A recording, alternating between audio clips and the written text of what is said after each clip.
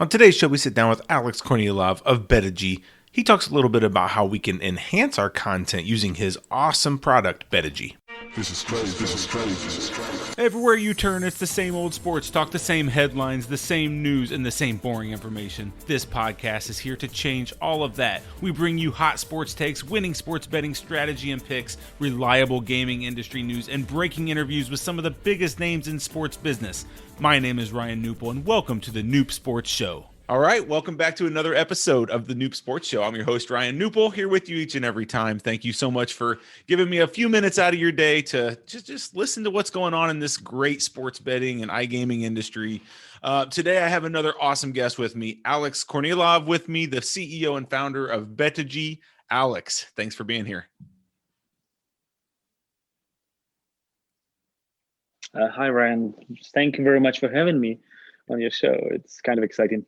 Yeah, I'm so glad you're taking a few minutes and being here with me. I've been wanting to catch up with you, and what better way than to, chat over the air where everybody can see and hear us. So how are you doing over there? You staying safe through this COVID-19 craziness that we went through in 2020? You've been staying safe?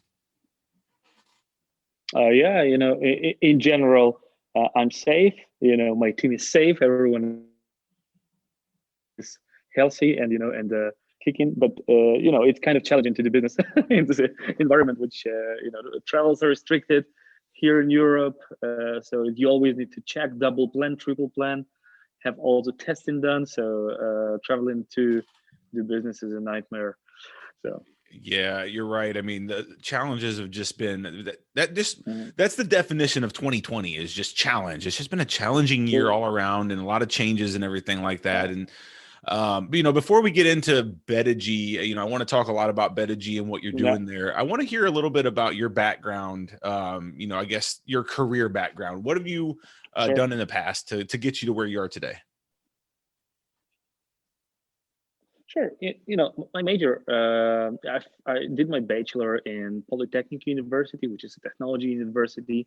And then I was more deviated towards management as well as data analytics, So all the heavy load on statistics and data analytics and big data processing, but from management point of view, how to manage those processes, what we can get out of it and so on.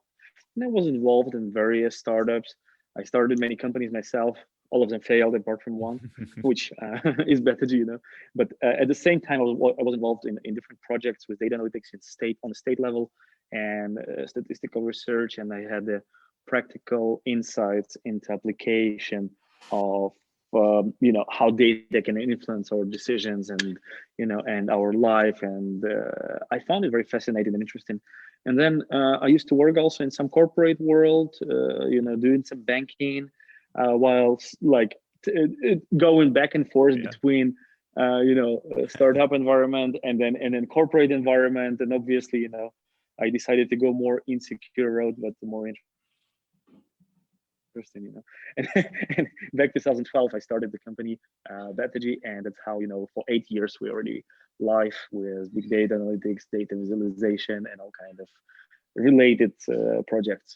Wow. So 8 years you've been around already. I mean, you're not a newcomer. I mean, what we're seeing a lot right now is a lot of these startup companies in the iGaming and sports betting space that are starting, but that's not you. You're established. You've been here. You've been around the block a time or two. So tell now get into BETEGY a little bit. Tell everybody listening what BETEGY is, if they haven't heard of you, which they may have if you've been around that long. But Sure. What problems are you here to solve, and what do you guys do?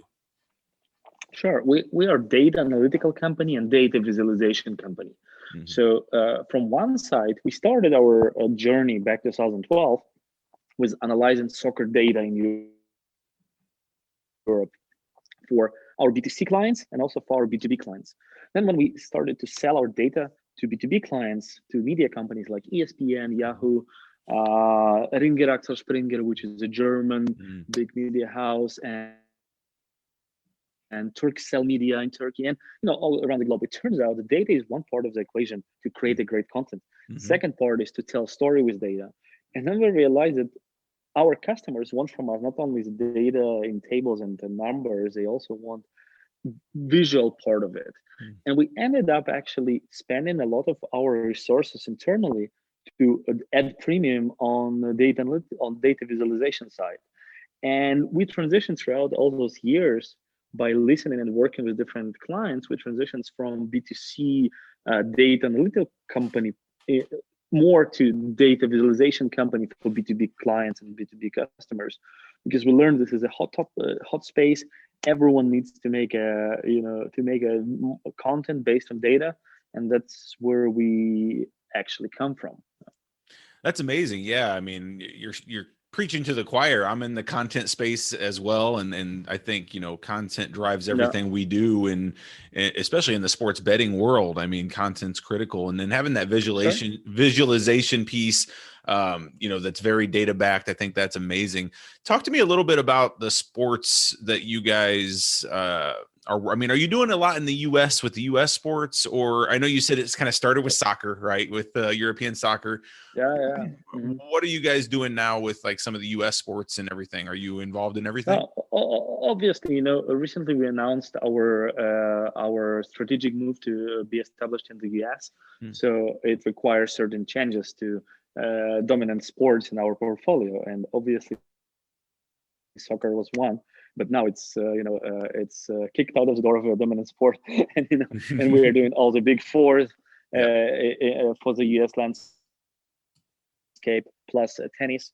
That's kind of interesting, and esports, because data in esports is should be much more faster, and content created for esports is way faster than any other sport. So that's a very perfect sport for us. So we go NBA, we go NFL, we go MLB. Hockey as well. So it's rather interesting journey for us, because during the transition, being a European company primarily, we need to learn so much about the US market and the way the data is visualized, presented, and about the consumer of the final user of data, which we are helping our clients to produce. And it's different, and this is amazing. Again, learning curve, again, this kind of a learning mode engaged, how to do it correctly. But thanks God we have good people and team who can help us with that. Yeah, that's important to have a team for sure. Explain to me a little bit more about how it works. So are you guys replacing content creation, article writing, and things like that, or are you a supplement to that where you're getting put into the articles? I will tell you, the idea came with our cooperation with YAHOO Sports back 2016. When we work with their editors, they had their pain point, because they buy all those expensive data from SportsRadar, from Stats, from InStats, from whatnot. They source those data. The problem is that they actually use it for applications, which are websites and mobile apps, so front end of the app. But every time the editor writes a piece of content, he needs to produce a visual piece to it, and it takes 50% of time to actually find the proper copyright picture, which is usually a photo of a player. So imagine you have some game and you want to cover statistics about this game, and instead of making an infographic for this, you actually put in a picture of an athlete, because this is the only thing you have. And instead you would rather do a nice infographic comparing of two different types of data and so on. But it will take time. You would need a designer, you need to go and research the data, you need to put it in, validate it, and do all those things. And the problem you have with the data is the expiration date of this content is so quick, so you need you need, like, this content is highly valuable and always fresh and exciting, but it should be fresh. So no one is doing this. No one is doing the data visualization, making an infographic, because it makes no sense. You put it in Instagram stories, and it's in 20 minutes, it's not valid anymore. So the only solution here is a machine-generated data graphics, and that's what we did. We plugged all the different APIs and data sources. We work with more than 60 different data points, plus not data points, 60 different data sources with thousands of data points and so on. And we're able to create those visuals in scale. So if you, as an editor, for example, you do a review of a game and you want to put certain stats about comparing two athletes, You just go in our system, select what piece of data you want to visualize, and select where you want this to be So cool. going. And then you have like this picture, that picture, this size, that size, animation to this, live widget with the live score, and so on. And then what is interesting, we also started to work with betting operators. And they said, we have much bigger problem in this, because imagine we are huge media brands as well, but while the sports media has uh, editors to do the work, in our case we have affiliates, or Yeah. or we don't have that many people, and usually affiliates, they don't produce a good content, and we need to give them tools to produce a good content. So we realized, so if we use this mix of data, we will add odds, and odds are usually probabilities, and this is Mhm. it's highly important piece of content for anyone who involved in sports betting. We can make a superior product to what the individual can do, individual editor. So Well, that's what we first of do. all, We take all the data from different sources and create visual part of it. yeah. Well, first of all, I want to commend you on your enthusiasm. I can just see how much you love this business and this space, and that always just speaks volumes for a startup owner, CEO who just really is in love with what they're doing. And I can just see it in your face as you're talking about what you're doing, how much you love this space, and I mean that just means Thank a you. lot, because it shows that you're dedicated and into this space. So that's amazing. A follow-up question I did have, you mentioned affiliates, and I know a lot of people listening to this show are interested in the affiliate space. We do Yeah, content as in articles for a lot of different yeah. affiliates out there. I'm curious, do you guys have a service for affiliates, or are you working with affiliates as well to be able to integrate your visualization into their content? Or is that not somebody you guys work with?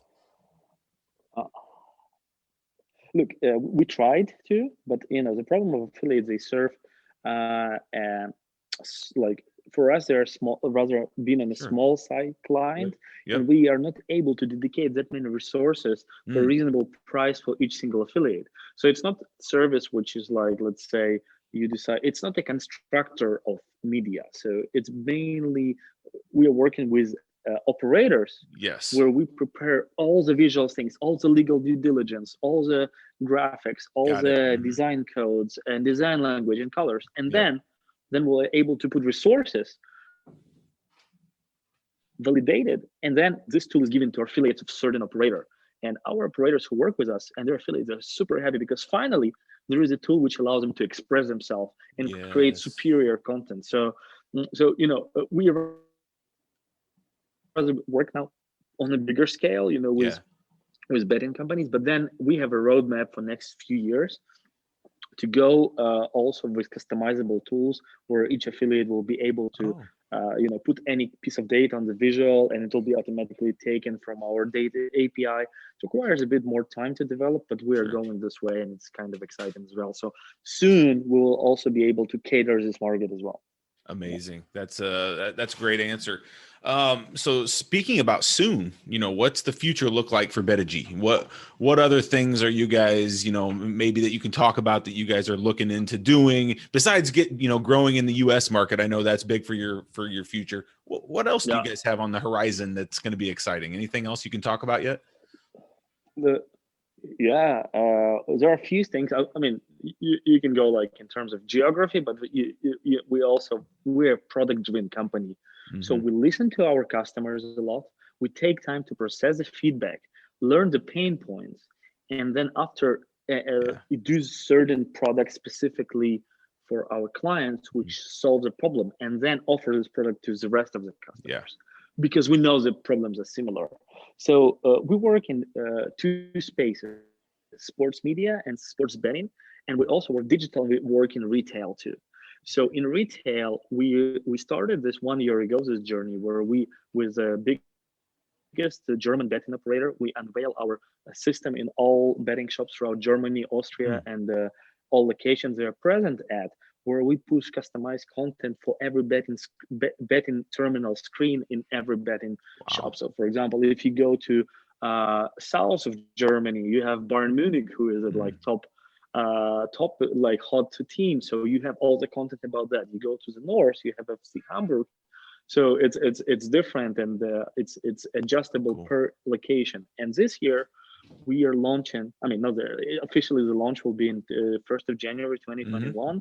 We're launching a BETEGY TV system where we are like, this is kind of an info screen, which our partner puts in his every betting shop, and then in 24/7 and pushes a stream of statistics, analytics, odds visualization, live scores, and this is all supported from our side. And it's such a nice, it's second screen experience. So when you watch a game here, you have a nice screen with all the relevant data for yourself in all betting shops, and this is kind of exciting for us. And then we have a great roadmap for esports, because esports requires so much more product development than any other sport, because the time is so quick. Like you need to have such a quick delay, it's a short delay. You need really to to be very crisp and transparent, and this is a very challenging technical work there. But soon we'll have the solutions for esports streaming, for streamers who promote betting brands, and not only, so we can put top-notch on-air graphics, the way like Bloomberg style graphic for any streamer to push any statistics as J bars, L bars, and all kind of such things. So this is interesting. Really cool, Alex. You guys are, I mean, you guys have a lot of work to do, it sounds like, in 2021, but that's some really, really cool stuff, right? I mean, really innovative stuff as well, things that other people aren't doing. And that's what I love about what BETEGY is doing is it's stuff that is truly innovative in the content and data visualization space. So, props to you guys. I know you're short on time. We got a few minutes left here. Give me a couple of your biggest challenges running a business. We all know it's not easy running a business and being a CEO and trying to manage all these, wear all the hats and do all this different stuff. Give me one of your biggest challenges that you've had going through this 8 years of business that you've had. The biggest challenge for me was actually to be patient, to wait until the product matures and gets transitioning from the man, I know it all, we can change the world kind of person, to rather stay, listen, come back and offer what is needed on the market. Don't, of course you have a vision for innovation. Of course, you would not believe how many times I thought, yes, this is what is needed on the market. That's what we need. We build it, we produce, we deliver, and everyone says, yeah, whatever. It's cool technology, we don't need it. And for me, the biggest change in my business was actually to be client driven in terms of product development, and it requires completely different mentality. And then, especially in our industry, listen, in our industry, everyone is so innovation averse. So no one wants to do an innovation. Everyone talks about innovation, but everyone is not making innovation, especially the CTOs of the companies. They always sit and say, no, everything is fine. We don't need anything. Everything is working. So to get through this, you really need to listen to what is the pain point of the client, and then solve this pain point. Not like you can innovate that far in this industry, and then it works, and then you showcase, and then someone else joins. So it's like a slow movement. There's no groundbreaking, which you can say, I can save the industry with that. And you say this, nothing happens, you fail, and you have kind of a bad mood after this. Then you start listening, and it's much better to follow this kind of strategy. Wow, I love that answer, because it was one of your challenges, but it's great advice to any CEO or anybody that's really in the service industry out there. You have to listen to what your clients want, because we're not always right. Like, what we think is not always what the clients want, and so if you're not able to adjust to that, I mean, that's just great advice all around for any business owner out there. So I appreciate you sharing that. That was a great tip there, Alex. So we'll let you go here. If anybody listening wants to get a hold, very good question. yeah. Well, if anybody wants to get a hold of you, Alex, how would they get a hold of you? Would they, go out to BETEGY website? Do you guys have apps? What's the best way of getting to you if they want to get a hold of you guys? Yeah, I mean, I kind of open on LinkedIn and everywhere, so you can find me and hit me with a message.